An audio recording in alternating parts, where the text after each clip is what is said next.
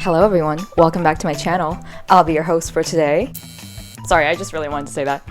Anyways, hello. As you can probably tell, I have a microphone now. I don't know how well this is gonna work yet, but I did check the sound and it is working. And so hopefully when I actually come down to edit this video, there will be sound on the video.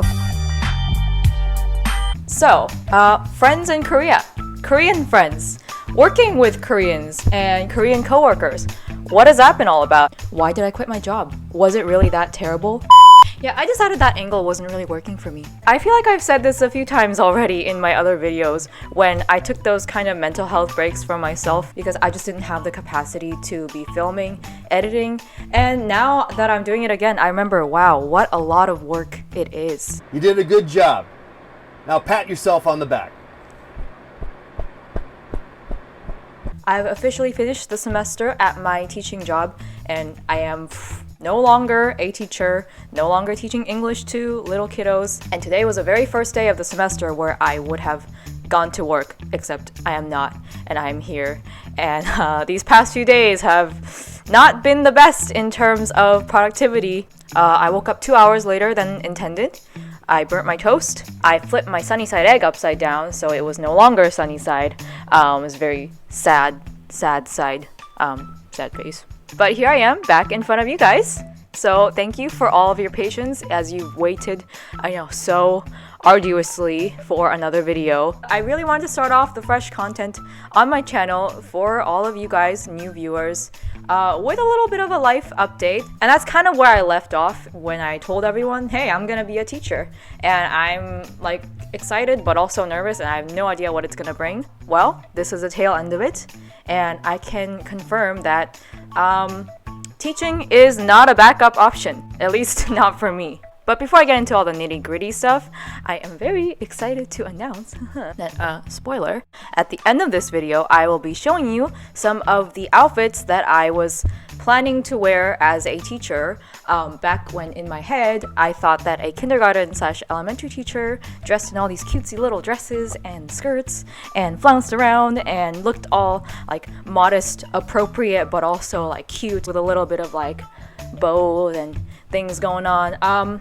But no, that is not what I actually wore. But I still thought it'd be fun to live out some of my fantasies in front of you guys. And with that being said, I have acquired the perfect accessories to complement my sort of everyday teacher, not only for teaching outfits, but just in general. And this is something I've been looking for a long time, which is like quality everyday jewelry, especially in gold because I am a gold wearer. And so I really been looking for like everyday essentials, kind of basic, minimalist, but also not too just like ordinary pieces that I can wear every day and kind of feel like a signature look. And so I have partnered with Ana Luisa, thank you, with these gorgeous pieces that I am wearing.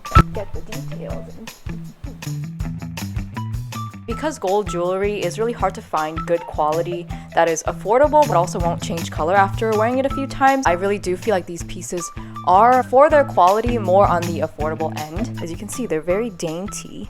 I've got this cross necklace right here, and I've been looking for a cross necklace for a long time, just kind of I can wear every day but also to church on Sundays. And then I've layered it with this heart lock and key necklace, which is actually the product that drew me to Ana Luisa. I wanted this piece for a really long time because I just feel like it's very everyday go-to but also very me. I wanted something specifically with like a heart accent but not too like flashy and not too sparkly. And then, if you've seen my other videos, I've been very into this paper clip style earring, and these are very kind of detailed. I don't know if you can see the detail on this. Oh, yes, you can. Very close. And they are quite dainty as well, and they match perfectly with my necklace. and so very excited about that. And the last piece I got was actually this chain link earring. If you can see, the paper clip part is for another earring hole. Now obviously I don't have 2 earring holes, but I really like the sort of single earring design, and so I just kind of wore it like this, where I hooked the paper clip onto the earring piece. But if you have 2 earring holes, it would look a little more like this. Even if you just have 1 piercing, you can still pull off this look and have sort of like an asymmetrical thing going on. Maybe you could wear something more like minimal on this side. And one last thing that I really like about the necklaces and why I would recommend them, they have adjustable layers, so you can hook your clasp onto any of the 3 levels and make them however length you want. For example, in this case, I want my necklace to be a little bit higher up on my neck because this neckline is not very low. But if I wanted it a little bit lower, I could always adjust the clasp in the back like this. Again, I want to thank Ana Luisa so much for sponsoring this video, and there will be a link down below in the description box if you want to check out some of these gorgeous styles and more. They're on sale right now. There's a 20% off sale going on. So if you're looking for some quality, everyday minimalist jewelry that you can add to your collection, check out the link below to their website. Back to the subject at hand. Why did I quit my job? Well, honestly, a lot of it was actually about this and about all the creative things that I wanted to do. I haven't told everyone this. It's very hush-hush, so don't say anything. But right now, I am writing a autobiographical novel that is definitely fictional, but heavily inspired by my experiences both living in Abu Dhabi as well as my college years, and even including my kind of early adult life in Seoul and living amongst an expat community. And that's something that I'm really excited about and wanted to put as much of my effort and my brain and my soul into as possible. But it's really hard to do that when you feel like your soul is being a little bit drained by energy-sucking children. Not to say that it was actually the kids who were the problem. They weren't a problem, even though most of them were very loud and most of them didn't listen very well. But it's not because I don't like kids or because I was so hard to deal with them. I think it's just more teaching didn't feel like the right job for me. I will admit, yes, teaching kids and especially handling their behavior is hard. It's really hard. That's why I kind of feel like I want to give a little warning to any of those with big dreams about traveling the world by being an English teacher and, you know, opening up the world to all those children out there.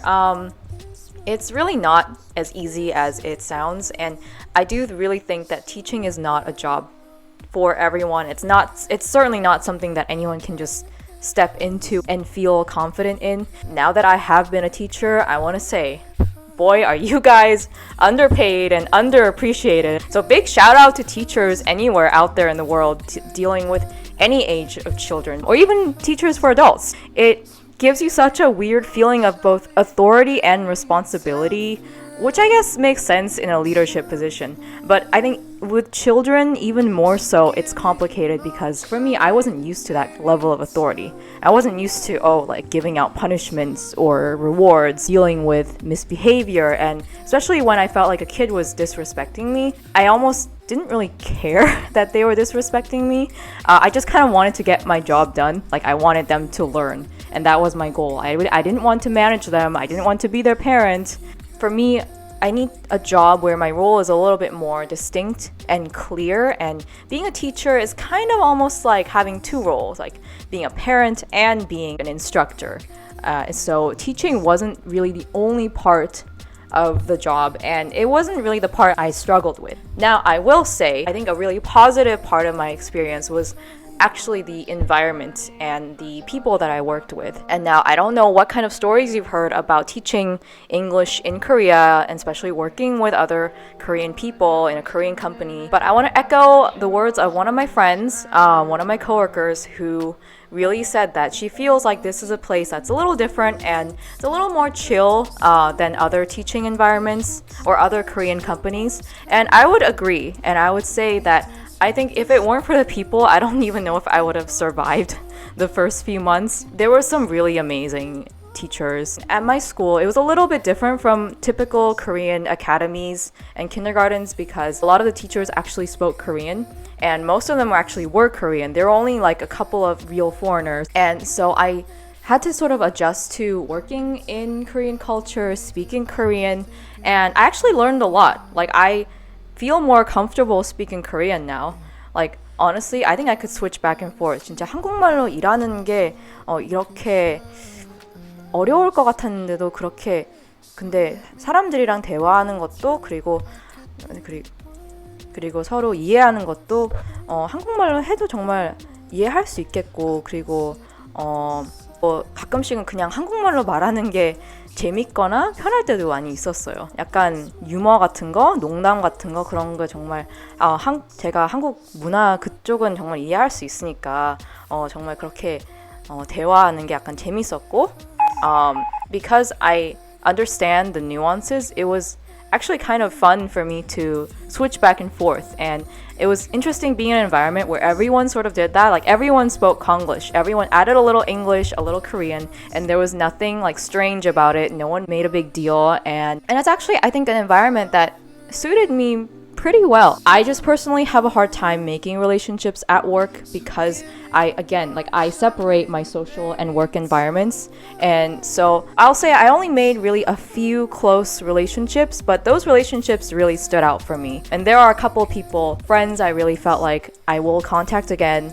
and I will stay in touch with. And they really feel like my first real friends that I made in Korea who are Korean, nothing else. You know, they might have lived abroad for a couple years, but you know, for them, their main culture and language is Korean. And I felt comfortable with them.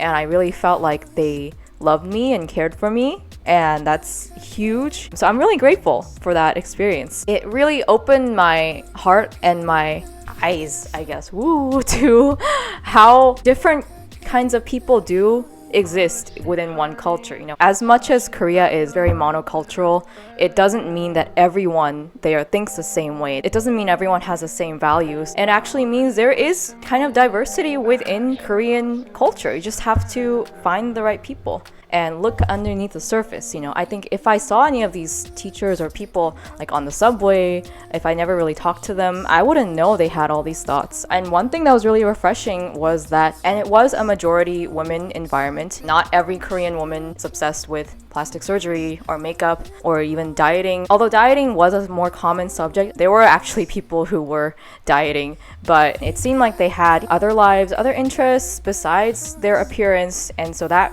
really was a myth that was broken for me. And I met Korean women who were interested in like gaming and food. It was really refreshing, and it really changed my mind a lot about Korean culture and working with Korean people and having Korean friends even. So all that to say, it was a hard experience, but it was not the worst experience of my life.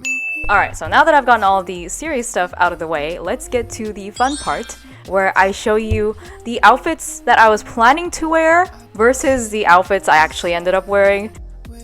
I went into this job thinking I knew exactly what being a teacher was like. I even knew what a teacher was supposed to look like, all cute and modest with these midi-length dresses and little loafer shoes and blouses. Let's just say reality is not what you always expect, but reality is not always fun, so let me show you all these outfits anyways, and you can judge for yourself. Would you ever wear one of these as a English teacher?